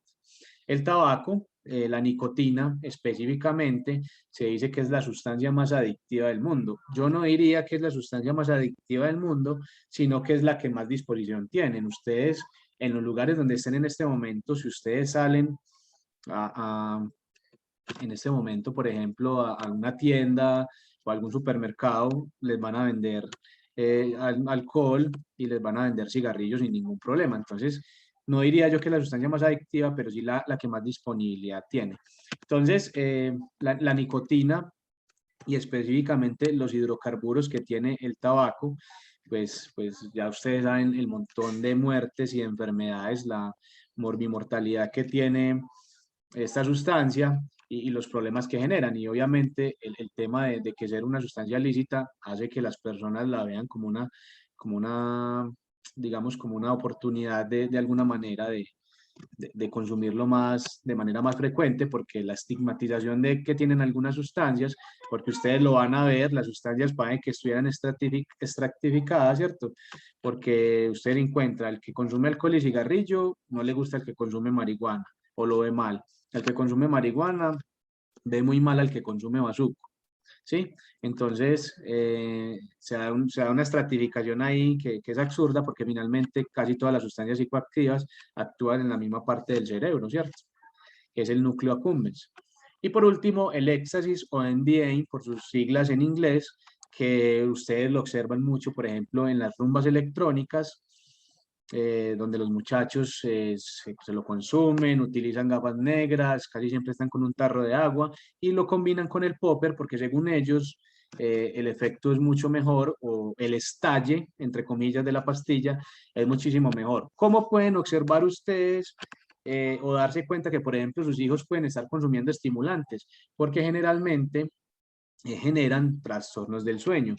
Generalmente cuando la persona se da un pase de cocaína, cuando está consumiendo alguna de estas sustancias, se le activa más el hablar un montón de cosas, la logorrea, la verborrea, el hablar un montón de cosas y lo que llamamos en psicología fuga de ideas, que es establecer un diálogo con un montón de discursos que a veces no tienen mucha claridad.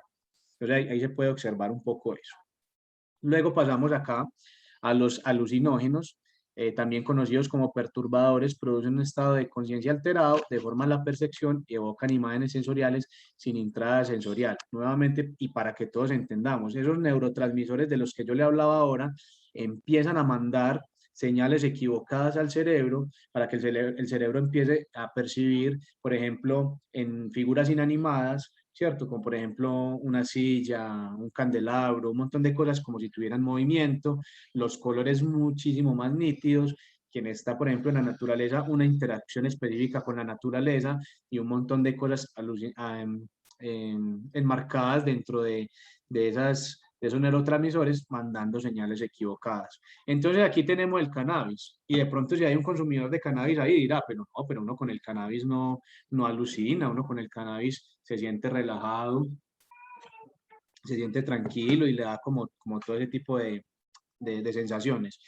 Pues sí, cuando lo hacemos de manera pulmonar, que es fumado, la marihuana no te pone a alucinar, pero aquellos que probaron alguna vez en un salalejo o con los amigos, hicieron una torta de marihuana, probaron té de marihuana o por maldad les echaron al sancocho marihuana, pues sí van a observar que se dan alucinaciones muy específicas con el consumo de cannabis, ¿cierto? Ahí estamos viendo en el cannabis, y eso también es importante que ustedes lo sepan, que porque los muchachos de ahora dicen, no, es que yo consumo marihuana porque es natural, y a cambio el cigarrillo está lleno de un montón de químicos. Pues resulta que el cannabis o la marihuana tienen un componente que se llama THC, ¿sí? Que es tetrahidrocannabinol, que no solamente es un componente químico, sino es un componente psicoactivo y que también al carburar la marihuana generamos enfermedades pulmonares y respiratorias, al igual que lo hace el cigarrillo.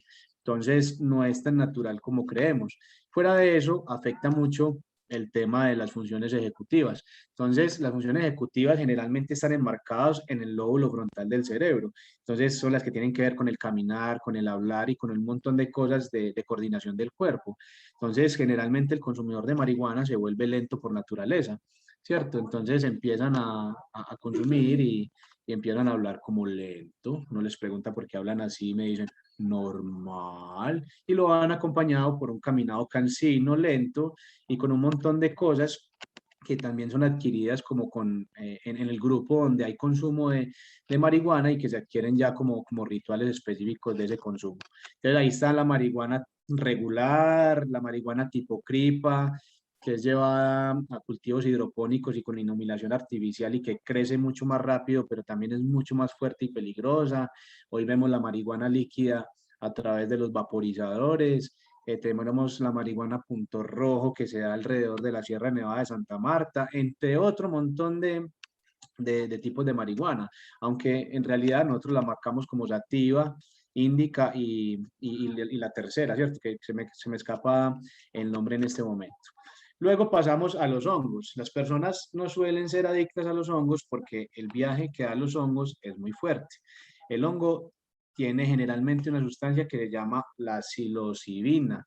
Esa psilocibina la vamos a encontrar aquí en la derecha de ustedes, ahí en la pantalla, van a observar un hongo rojo con puntos blancos que se llama la Maris muscalia y van a observar un hongo que es como de color beige, que generalmente uno lo ve en la manga o lo ve en la boñiga de la vaca. Generalmente esos son los que se utiliza y los hongos, ustedes saben que son inoloros, insaboros, son como el champiñón, ¿cierto? El champiñón tiene una textura que es rica para el paladar, para las papilas gustativas, pero realmente él no sabía nada si no le echas hogadito, si no le echas ajo, un montón de cosas pues, al que le guste el champiñón. Los hongos son iguales. Entonces los muchachos cuando van a hacer un consumo de hongos o las personas cuando lo van a hacer, se llevan un tarro de lechera o de leche condensada y lo consumen con esto.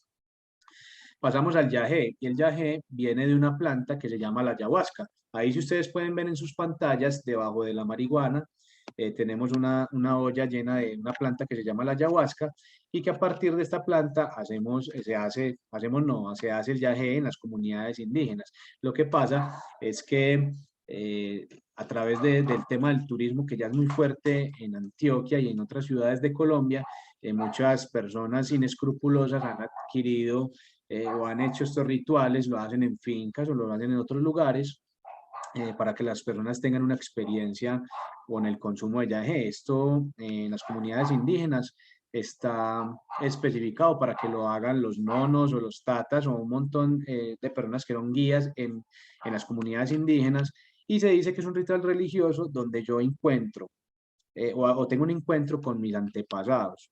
Hay muchas personas que hacen esto inescrupulosamente, no saben que la persona le puede dar diarrea y vómito, y inclusive ya años atrás hubo una persona que se deshidrató y se murió, un ciudadano inglés que tuvo unas consecuencias nefastas con el consumo de yagé. Entonces, si en algún momento de sus vidas lo piensan hacer, hágalo lo más cercano a una comunidad indígena, porque hay personas que son curiosas y lo quieren hacer. Yo recomendaría que las personas que tienen predisposición a enfermedades mentales no lo hagan. Entonces, es importante que tengan en la cuenta estos factores. Viene el cacao sabanero, que está al lado de esa olla donde están haciendo la ayahuasca. Allá está al lado una especie de lo que es el borrachero. Yo sé que algunos de ustedes han escuchado de esta planta o la han visto porque en toda Antioquia está. Puede venir de color blanco, color violeta o el color que les estoy mostrando ahí. En esos capuchones verdes hay unas pepas gruesas que son las que denominamos el cacao sabanero. Las personas se las tragan y tienen unas, digamos, conductas alucinógenas muy fuertes. En este momento en la ciudad de Medellín se habla de algo que llama el té de floripondio, porque al borrachero también se le dice el floripondio. Y algunos jóvenes están utilizando como conducta suicida el consumo del té de floripondio, para que estén muy atentos como a este tipo de conductas que van apareciendo en la ciudad y que en algún momento puede ser utilizado por personas que son conocidos suyos o familiares o bueno, un montón de cosas que pueden aparecer y uno cree que eso no pasa y cuando llega a la puerta de la casa y toca, ahí se da cuenta uno que todo este tipo de cosas está presente. Y por último, en este grupo de alucinógenos, el LSD, ¿cierto? Que hace parte de los sintéticos. Cogen el ácido lisérgico y lo llevan al laboratorio. Bueno, del cacao sabanero se me olvidó algo, qué pena. Cacao sabanero, cuando lo llevan a la síntesis, de ahí nace la famosa burundanga o escopolamina, que ya saben para qué lo utilizan los delincuentes, muchas veces para que la persona pierda la conciencia y la voluntad y hacer un montón de cosas con eso. Paso al LSD, que es el ácido lisérgico, que es un sintético a partir de que se lleva al laboratorio también, y se conoce más como los papelitos o los famosos ácidos. Se pega en la mucosa del ojo, se pega en la piel o vía lingual, ¿sí? Lo utilizan de esa manera, aunque también ahí ven una tablita que está aquí al principio de la imagen en la pantalla con unos colores y personajes de caricaturas que lo hacen para que sea muy llamativo para los jóvenes, ¿sí? Y digamos que incrementen el consumo. Pero esto no necesariamente tiene que estar en un papelito, eso puede ser en una gotica que te la pueden meter en un vaso. Con este también, por ejemplo, los delincuentes hacen que pierdas la voluntad y que te pegues una alucinada tremenda y que de alguna manera se aprovechen de vos. Y por último, no, este es parte como del grupo. Me gustaría pues, hacer aquí un hincapié pequeñito con el tema de estos elementos que se utilicen para consumir marihuana, porque muchas veces hay estigmatización de esto, ¿cierto? Entonces aquí vemos un vaporizador específico de consumo de marihuana líquida, ¿sí? Porque hay vaporizadores, pasa mucho con los abuelos y con las abuelas o con las personas mayores que creen que una persona que está con un vaporizador está, entre comillas, tirando vicio, ¿cierto? Entonces hay vaporizadores específicos para el consumo de marihuana, como para el consumo de aromas a base de glicerina, o algunos también con aromas y glicerina y con nicotina, pues porque específicamente quieren dejar de fumar cigarrillo, que por carburar es muchísimo más peligroso, pero no quiere decir que este humo del vaporizador sea menos malo, porque están asociadas muchas enfermedades de la laringe al consumo de los vaporizadores. Aquí al lado derecho del vaporizador están las famosas narguilas. Yo le digo candelabros con mangueras para que las personas puedan entender. Y esas narguilas nacieron para el consumo de picadura de tabaco. En el fondo de esa narguila se pone líquido, puede ser licor, aromas, entre otros, para que ese humo sepa como de manera agradable para el que lo consume. También se puede utilizar el consumo de marihuana a través de las narguilas. Abajo están los bates, que se les dice así en el argot popular, que son sustancias, son unos aparaticos donde se prensa la marihuana, se le hace combustión, no hace combustión hacia afuera como lo hace un cigarrillo, solo queda el humo de las personas que se lo tragan, ¿cierto? Y muchas veces se lo tragan completo. Nos hemos encontrado en estos planes que tenemos de salud y seguridad en el trabajo, personas que llevan bates y consumen marihuana todo el día con el bate y muchas veces en las empresas ni se dan cuenta que están consumiendo. Y también en las instituciones educativas. Y este que está al lado derecho de los bates, que son los blones no son un tipo de marihuana, los blones nacieron como unos papelitos a base de arroz con aromas, por ejemplo, hay mojito, chocolate, uva, ¿sí? Que nacieron para fumar picadura de cigarrillo, pero que se ha utilizado mucho para los rituales de consumo de marihuana, así como el Philips. Quienes saben qué es un Philips, es un tabaco muy famoso que tiene picadura de chocolate y lo que hacen las personas que consumen marihuana es que pasean el cigarrillo o el tabaco, perdón, separan las virutas de chocolate del tabaco, vuelven y tanquean con marihuana combinada con la viruta de chocolate y ellos le llaman un Philips o un chocolatoso, ¿sí? Hoy estamos aprendiendo mucho para los que no saben. Y por último, tenemos los depresores, que inhiben el funcionamiento del sistema nervioso central, entendiendo la actividad nerviosa y el ritmo de las funciones corporales. Básicamente, los depresores, aunque muchos de ellos funcionan en su acción inmediata, según la dosis, como alucinógenos, porque las personas se sienten muy mareadas y sienten náuseas y vómitos, pues finalmente cuando las personas consumen depresores, denme un segundo, voy a conectar el computador que se va a descargar. Listo. Entonces, cuando las personas consumen depresores, generalmente terminan dormidos, ¿sí? Evocando situaciones tristes de su vida, ¿sí? Y con un montón de situaciones en las que la persona se siente generalmente deprimido o triste.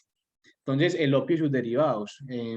Se dice que en este momento en Colombia hay consumo de opio puro, ¿sí? Pero el opio y sus derivados básicamente son, en el gremio, en la parte de las sustancias psicoactivas, la heroína, ¿sí? Y por ejemplo, en el gremio médico, la morfina. Y a partir de ahí también está, por ejemplo, el tramal, el tramadol, y se le llaman derivados del opio o de los opiáceos, ¿sí? O opiáceos, perdón. En los tranquilizantes o barbitúricos nos encontramos medicamentos como los que le mencionaba ahorita, el ribotril, el robinol. Ustedes escuchaban en algún momento, me imagino que el tema del roche, ¿cierto? El del roche es ribotril, robinol en algunos casos. La primera casa matriz que lo hacía era el roche, entonces por eso se le llamaban las ruedas o el roche. Entonces ahí está el ribotril, robinol, clonazepam, diazepam, ritalina, el fenobarbital, el Xanax, el Valium, un montón de medicinas que hacen parte generalmente de tratamientos psiquiátricos y que funcionan ahí. Ustedes podrían también meter la fluoxetina, el bupropión, bueno, entre otros medicamentos que ustedes que están más en el gremio de la salud también conocen.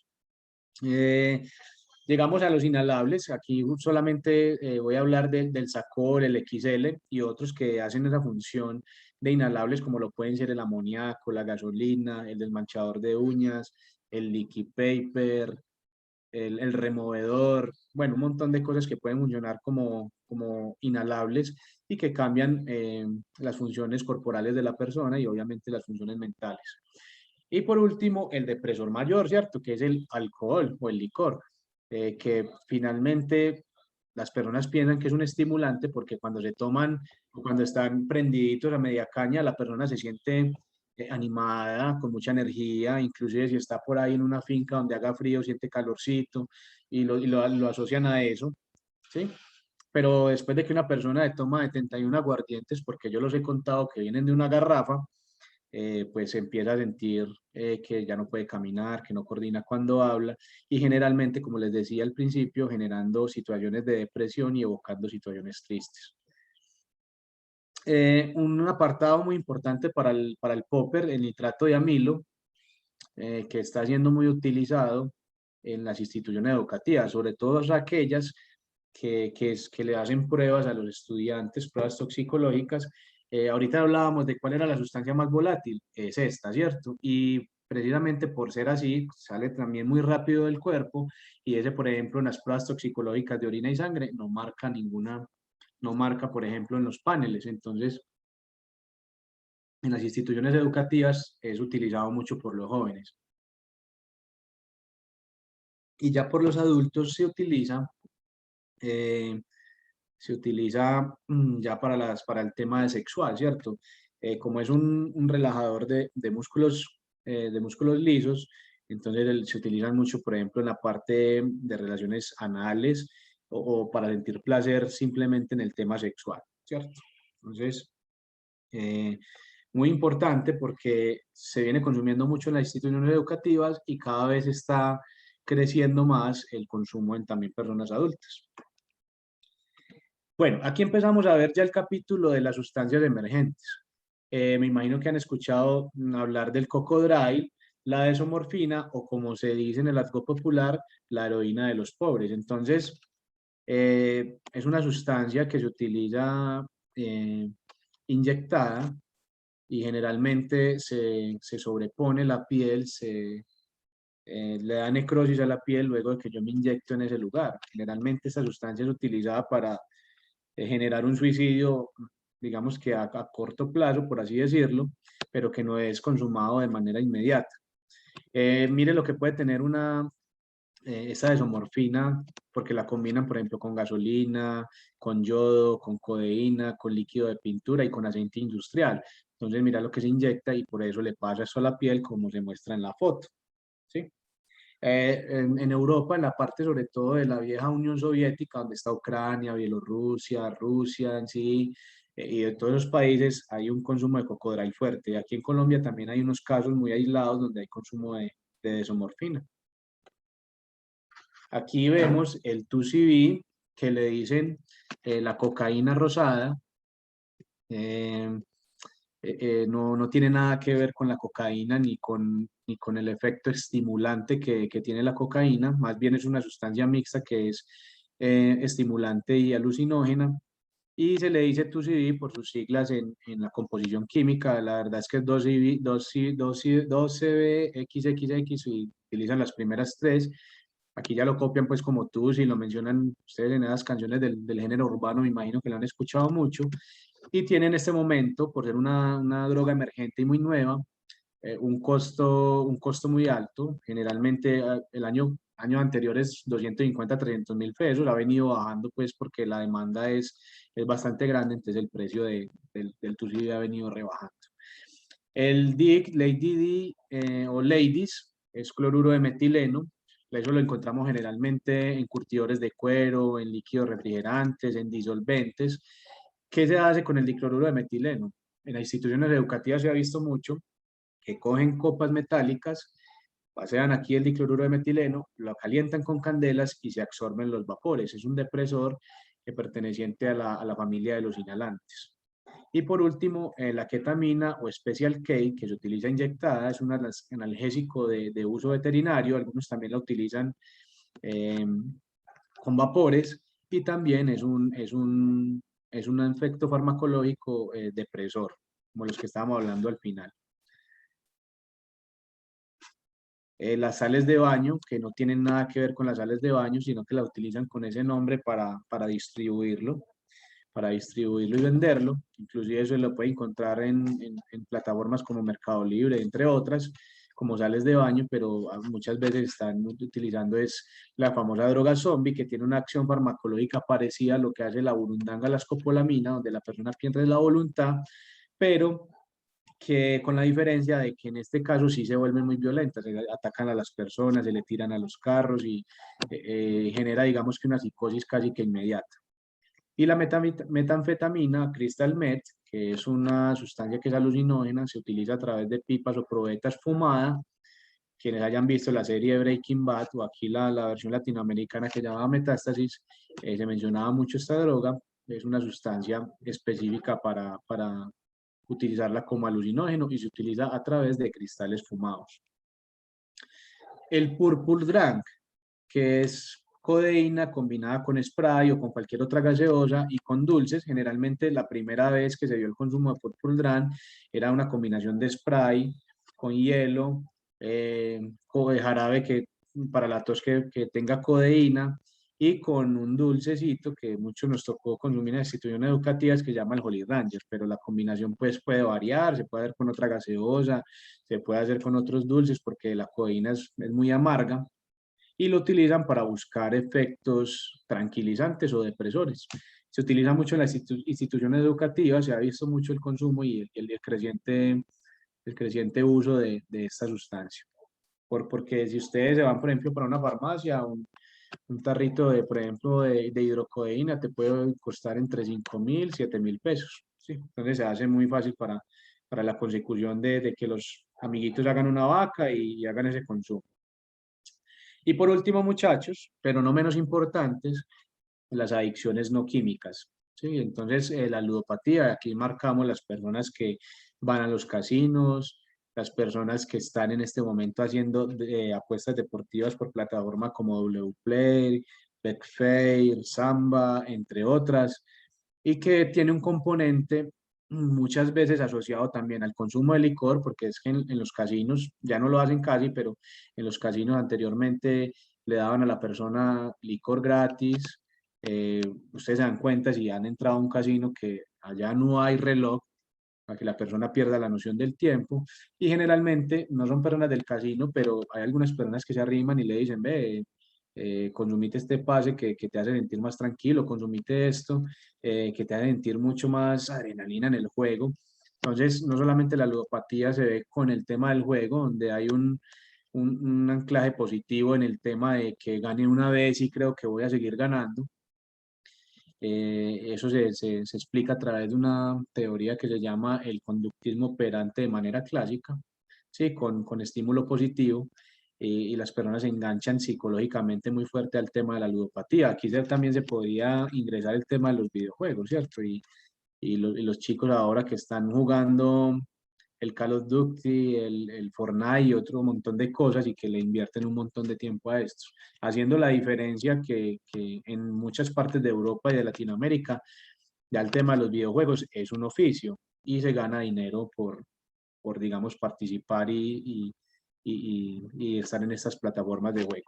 La vigorexia es digamos, un trastorno donde se da la autoimagen distorsionada, donde la persona que hace ejercicio se mira al espejo y a pesar de estar muy bien, no ve reflejados sus resultados, los que psicológicamente se ve distorsionado y empieza a ir al gimnasio un montón de veces generando lesiones o muchas veces anclan esa actividad física a sustancias como los anabólicos, esteroides, las bebidas energizantes como el guaraná, pues las bebidas energizantes, perdón, que tienen tres tipos de estimulantes como el guaraná, la taurina y la cafeína, ¿cierto? Entonces, y el peligro que eso reviste. Ahí les doy una recomendación también frente a los que les gusta tomar Vive 100 y un montón de bebidas energizantes porque amanecen cansados. Cuando uno se toma un tipo de bebida es porque va a ser una actividad física fuerte y donde va a tener inversión de muchas horas en esa actividad física. Ahí funcionan bien las bebidas energizantes, pero téngalo por seguro que en esas bebidas energizantes están tomando un montón de azúcar y tres tipos de estimulantes. Y vuelvo y digo, para la persona que tenga predisposición a la cafeína y a los estimulantes, va a sentir una sensación que no es agradable. Vemos adicción al internet y muy asociado a la pornografía. Si buscan una historia por ahí, hay una persona donde se encuentra pues una persona que es adicta a la masturbación también, que se murió en Brasil, si no estoy mal, por deshidratación y por haberse masturbado un montón de veces, lo pueden encontrar.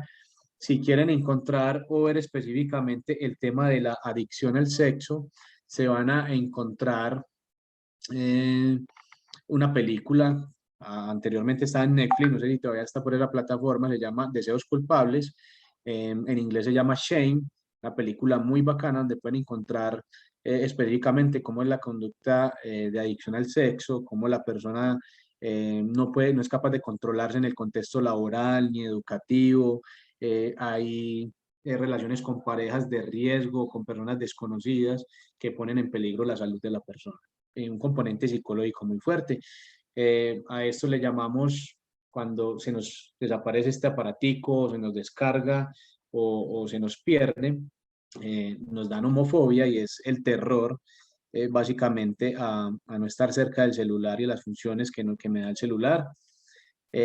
Algunas personas, adicción a la comida, se ve muy reflejado las personas que ya tienen una disfuncionalidad frente a la comida en la obesidad mórbida, y hay otras personas que se dan atracones de comida cuando tienen una situación de ansiedad, por ejemplo, y las compras compulsivas, que se ve mucho en las mujeres, también hay hombres que lo hacen, pero he visto más casos y se está más relacionado al trastorno de control impulso en las mujeres, donde la persona sale a la calle y si no hace una compra, siente angustia, siente depresión y un montón de factores psicológicos asociados a las compras compulsivas.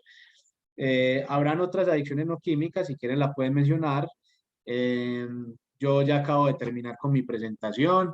Entonces, preguntas, comentarios, inquietudes, aquí les estoy dejando cordialmente para ustedes, por si me quieren hacer una consulta también, mi número telefónico con el WhatsApp, que es el 301-787-6070, y les estoy dejando mi página de Instagram relacionada a todo el tema de adicciones y salud mental, que es @atención en adicciones, donde pueden encontrar muchísima más información de la que hemos visto hoy relacionada acerca del consumo de sustancias psicoactivas, de, por ejemplo, el cómo ayudar a un familiar, el cómo darnos cuenta de que una persona está consumiendo, qué factores psicológicos empiezan a aparecer en las adicciones no químicas. Les cuento acerca de sustancias psicoactivas que de pronto ustedes no conocen. Entonces, ahí están las redes sociales o el teléfono, y por ahí, por cualquiera de los dos medios, me pueden preguntar al direct de atención en adicciones o al WhatsApp de 301-787-6070, donde si no les contesto inmediatamente, me dejan la pregunta por ahí, yo con todo el gusto les saco el tiempito de responderles o de que conversemos un ratico si es del caso. Entonces, Diego, no sé, los dejo pues para que quieran hacer preguntas y estoy atento.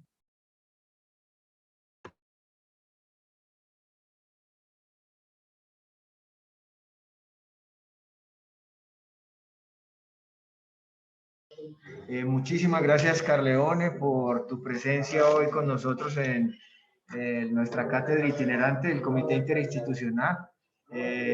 Un tema que se sale de toda la cotidianidad que nosotros manejamos en el gremio odontológico, pero que sin lugar a dudas potencia la interdisciplinariedad de lo que nosotros necesitamos como gremios del área de la salud. Quisiera de pronto preguntar si alguien de los asistentes tiene alguna inquietud que quiera hacerle a Carleone. Adolfo, ¿permites por favor la apertura de micrófonos por si alguien tiene alguna pregunta? Listo, profe, ya están habilitados los micrófonos. Nos dice Nora Rodríguez, está levantando la mano, por favor activa el audio, Nora. Muy buenos días, muchas gracias por compartir esta clase de información, es muy interesante. Quisiera hacer como pues felicitar al ponente de la conferencia, me pareció excelente, muy bien explicado, maneja el tema súper bien. Y quería dar como una aportación con respecto a cuando habló sobre el yagé. Yo fui una de las personas que hace como 3 años, con un profesor de medicina ancestral, chamán, tuve la oportunidad de tomar yagé, de hacer el debido proceso con armonización, con personas expertas en ese tema. ¿Y a qué conclusión llegué? Realmente con lo que se llega a ver en yagé, lo puedo hacer exactamente igual y mucho mejor por medio de la meditación.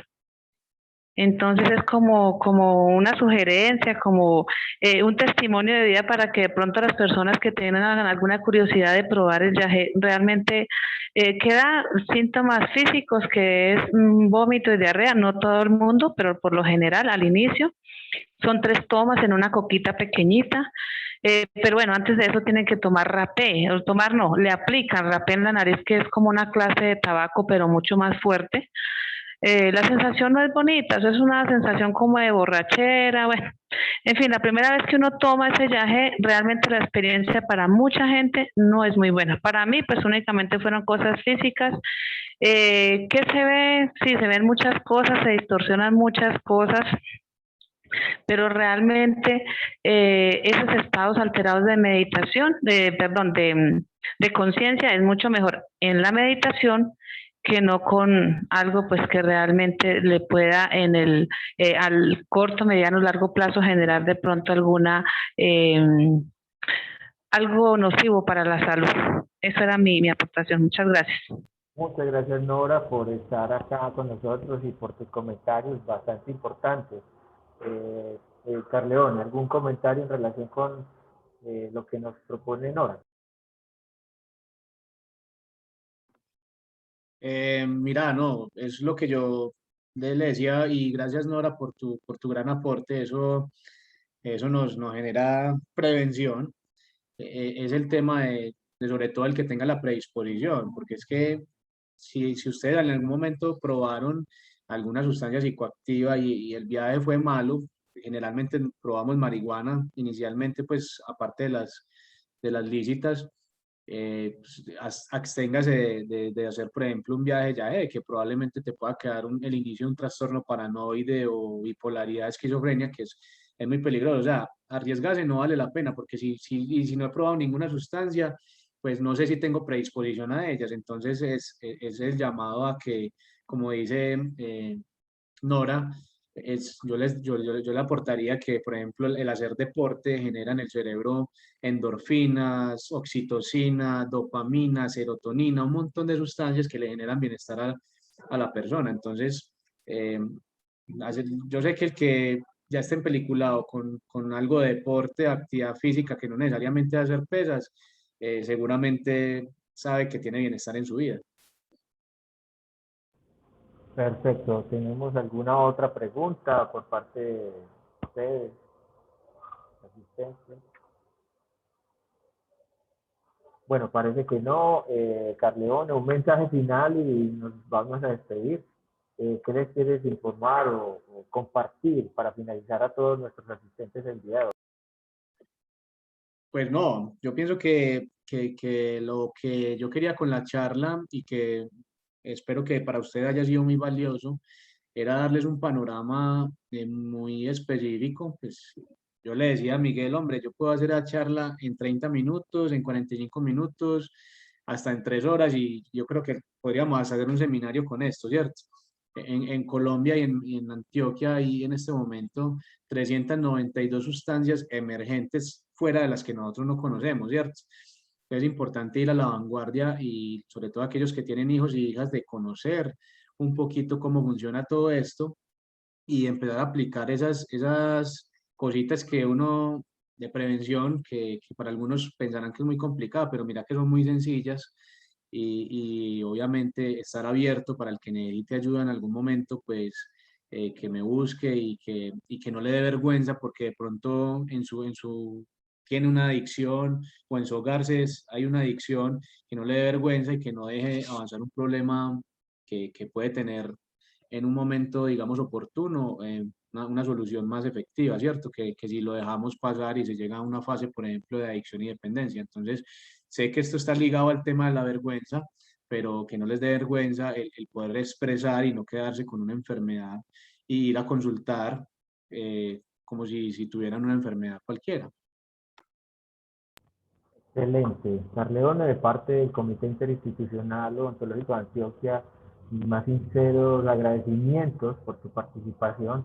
Un tema absolutamente necesario para todos nosotros, no solo como profesionales de la odontología, sino como ciudadanos, como miembros de un Estado donde el respeto por la dignidad humana tiene que prevalecer. Y entender a esa persona que de pronto puede estar padeciendo una situación es, llevar a feliz término ese relacionamiento como seres humanos, porque si el otro está padeciendo, necesita ayuda. Y nosotros, obviamente, en nuestro consultorio odontológico podemos aportar a eso. Podemos aportar porque identificamos personas que llegan y en sus motivos de consulta nos mencionan algunas situaciones que nos pueden conducir a orientaciones en relación con el manejo de esta situación. Muchísimas gracias, Carleón, y esperamos volver a contar con vos en una próxima oportunidad.